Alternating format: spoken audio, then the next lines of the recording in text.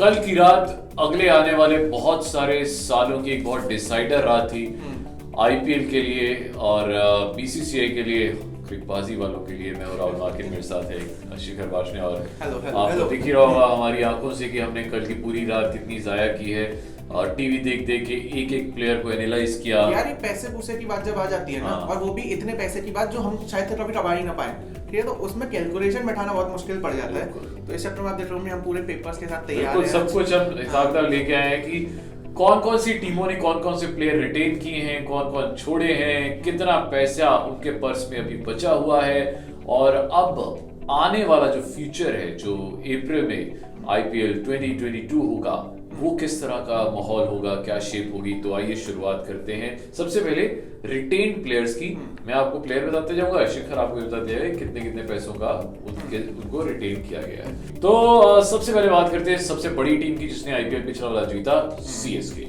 तो उन्होंने सबसे महंगा प्लेयर जो अपना रिटेन किया है जडेजा, उसके बाद एमएस धोनी, उसके बाद मोइन अली और उसके बाद ऋतुराज गायकवाड़।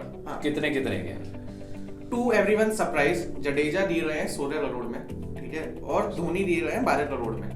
जबकि लोग ये सोच रहे थे कि धोनी 16 में जाएंगे और जडेजा 12 में जाएंगे, पर जडेजा 16, धोनी 12 करोड़, मोइन अली 8 करोड़ और ऋतुराज गायकवाड़ 6 करोड़। इससे पता चलता है कि धोनी ने अपनी टीम के लिए पैसों का सैक्रिफाइस किया है, क्योंकि he is a team player. वो चाहते हैं कि पर्स ज्यादा से ज्यादा बचे ताकि जो ऑक्शन हो उसमें और ज्यादा अच्छे प्लेयर्स हमारी सीएसके टीम को मिले, इसलिए उन्होंने अपना प्राइस घटा दिया, जडेजा का प्राइस बढ़ा दिया, because he is Jadeja deserves it, batting भी, बॉलिंग भी, फील्डिंग भी। तो और धोनी आल्सो नोस दिस कि मतलब वो अपनी पीक पे नहीं है इस टाइम पे।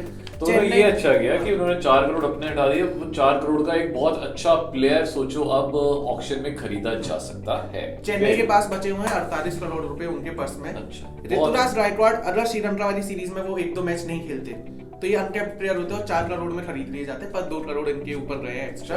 चलो अब करते हैं डीसी की बात, जो कि बहुत प्रॉमिसिंग टीम लग रही थी लास्ट टाइम भी, पिछले 2-3 सालों से लग रही है। तो उन्होंने अपने कैप्टन ऋषभ पंत को रखा है, अक्षर पटेल को रखा है, पृथ्वी शॉ को रखा है, एनरिक नोकिया को रखा है। और जैसे कि सबको पता था श्रेयस अय्यर इस बार छोड़ जाएंगे because he wants to be captain of some other team, तो इसीलिए उन्होंने छोड़ दिया है। तो कितने कितने के ये जो प्लेयर्स हैं रखे गए हैं ये बताएं। ऋषभ पंत उनकी टॉप प्रायोरिटी थी, कैप्टन है उनके, तो 16 करोड़ ऋषभ पंत के उसमें पर्स में रहे हैं। अक्षर पटेल जी में 9 करोड़ रहे हैं, पृथ्वी शॉ 7.5 करोड़ और एक फिरंगी बंदा एनरिक नोकिया, उसने कम पैसे दिए हैं, उन्होंने 6.5 करोड़ में कहा अच्छी डील में मिल गया यार, बहुत सही। मतलब एनरिक नोकिया वैसे अगर देखा जाए तो महंगे प्लेयर है, और मुझे लगता है जो डीसी के पास अब पर्स बचा है वो थोड़ा कम बचा है। डीसी के पास पर्स बचा हुआ है साहब 47.5 करोड़। ओहो, दे रहे हैं, पैसा कम हो गया। चलते हैं पंजाब किंग्स की तरफ। इन्होंने बड़ी अच्छी डील की है, इन्होंने सिर्फ 2 ही प्लेयर्स रिटेन किए हैं क्योंकि ये सारा का सारा पर्स एकदम रिफ्रेश करना चाहते हैं, जो ये हर बार करते हैं। लास्ट टाइम भी आपने देखा था प्रीति जिंटा ने क्या मतलब दिल खोल के बोलियां लगाई थी और अलग अलग प्लेयर्स लिए थे, वो हर साल शफल करती है। इस साल भी उन्होंने यही सोचा है, सिर्फ मयंक अग्रवाल, अर्शदीप सिंह, इन दोनों प्लेयर्स को उन्होंने रिटेन किया है। मयंक अग्रवाल को दिया है उन्होंने 12 करोड़ में, और अर्शदीप सिंह क्योंकि वो अनकैप्ड प्लेयर है और अनकैप्ड प्लेयर का कैप जो है वो 4 करोड़ तक ही है, तो 4 करोड़ में अर्शदीप सिंह। चलो अब आते हैं केकेआर की तरफ। तो उन्होंने जो मतलब हम सब ने अटकलें लगाई हुई थी वही प्लेयर्स मोटे मोटे उन्होंने रखे हैं।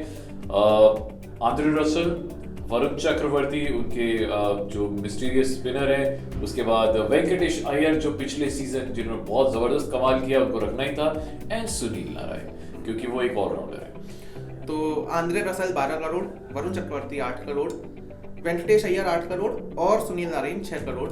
केकेआर के पास पर्स बचा हुआ है 48 करोड़ का अभी भी, और इन्होंने अपने कैप्टन इवन मॉर्गन को जाने दिया, वो एक बड़ा डिसीजन। वो अच्छा गया, और उन्होंने बहुत बैलेंस रखा है, 2 विदेशी प्लेयर और 2 देसी प्लेयर उन्होंने रखे हैं, तो which justifies their point. Mumbai Indians की तरफ आते हैं।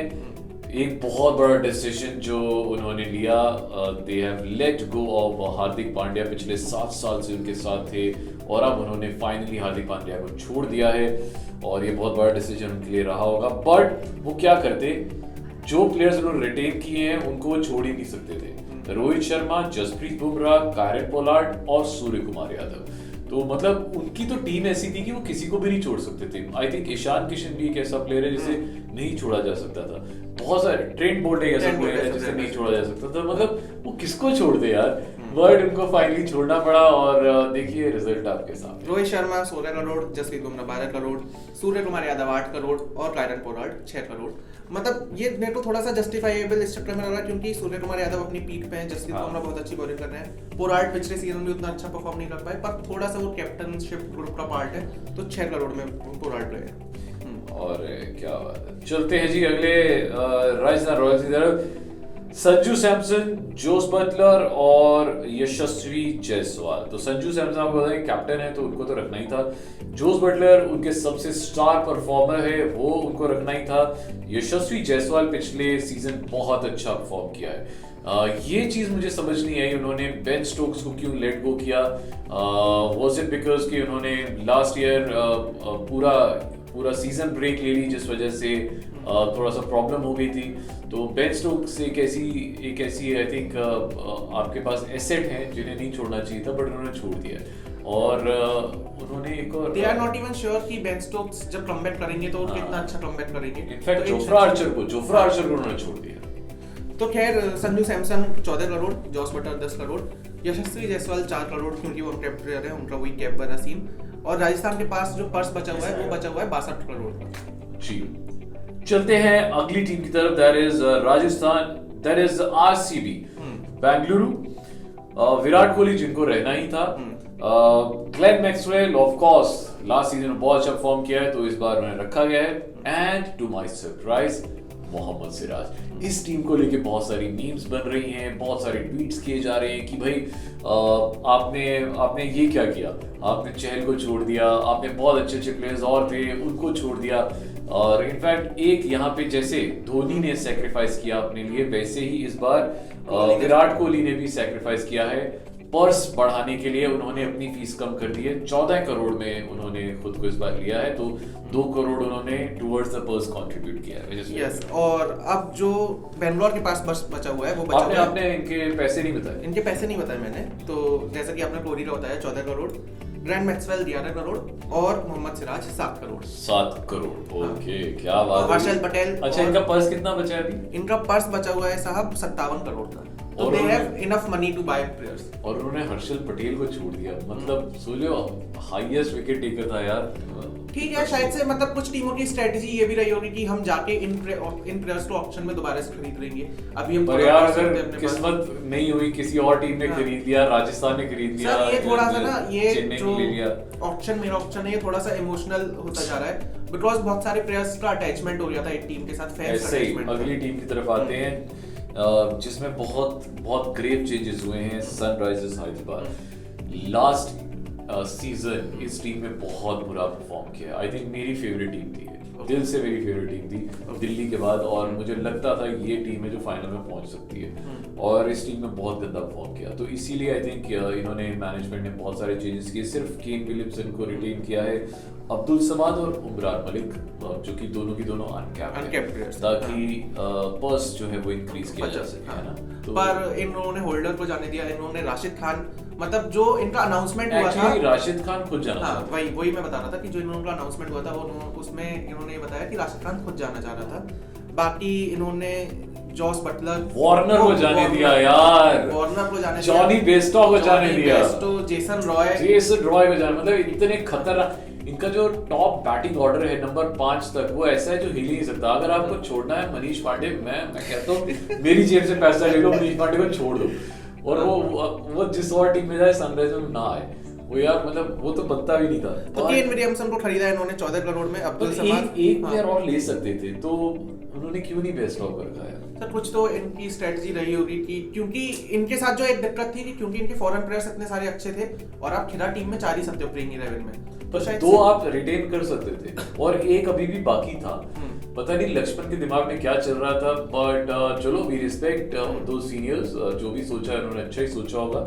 और अब इनका पर्स कितना बचा है? इनका पर्स बचा हुआ है अभी 68 करोड़। सबसे महंगा जो पर्स है इस समय सनराइजर्स का है, सबसे महंगा पर्स है इस टाइम पंजाब का। पंजाब का है 72 करोड़। भाई साहब, मतलब 4 करोड़ का फर्क है यहाँ सबसे पे। महंगा पर्स है पंजाब का विच इज 72 करोड़ और सबसे सस्ता पर्स है दिल्ली का दिल्ली विच इज 47.5 करोड़।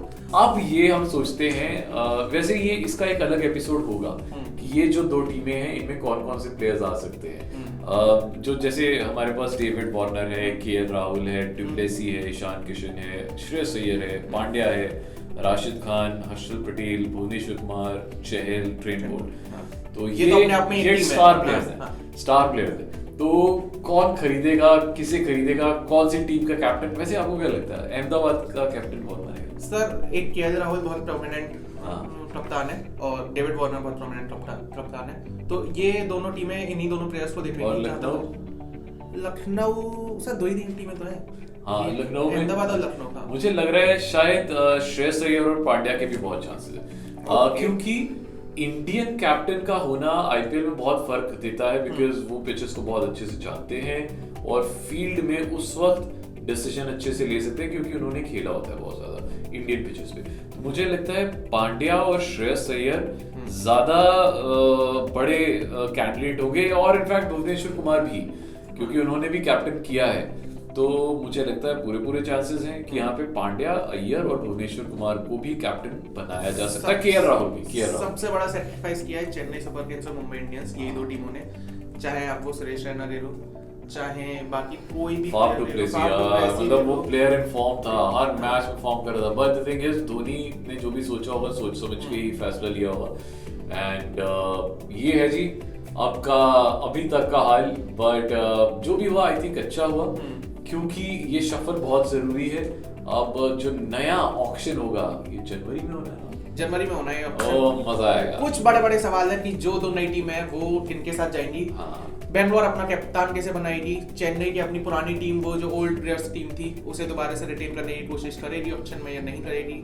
हार्दिक पांड्या कौन सी टीम में जाते हैं, केएल राहुल कौन सी टीम के कप्तान बनते हैं। तो ये सारे कुछ बड़े सारे सवाल हैं और आपका भी कोई ऐसा सवाल है जो आप चाहते हैं कि हम उसका जवाब दें, आपको बस कमेंट सेक्शन में जाके वो क्वेश्चन लिख देना है। तो नेक्स्ट पॉडकास्ट में हम उसका आंसर जरूर देंगे और नेक्स्ट पॉडकास्ट बहुत जल्दी होने वाला है क्योंकि क्या विच इज कल, क्योंकि अब ये बीच में आईपीएल आया फिर अपना फिर से टेस्ट मैच आ जाएगा। तो हम यही सारी बातें करने के लिए आप लोगों के साथ जुड़े रहेंगे। तब तक के लिए भाई का हैंडल है @RahulMartin1 इंस्टाग्राम पर, मेरा हैंडल है @Shikhar_VR। हम दोनों का हैंडल्स को जाकर फॉलो करो। कंपनी का हैंडल है @STSmartClass @FeverOfFM ऑफिशियल। इन हैंडल्स को जाके फॉलो करो और जुड़े रहो यार नेटबाजी के साथ ही।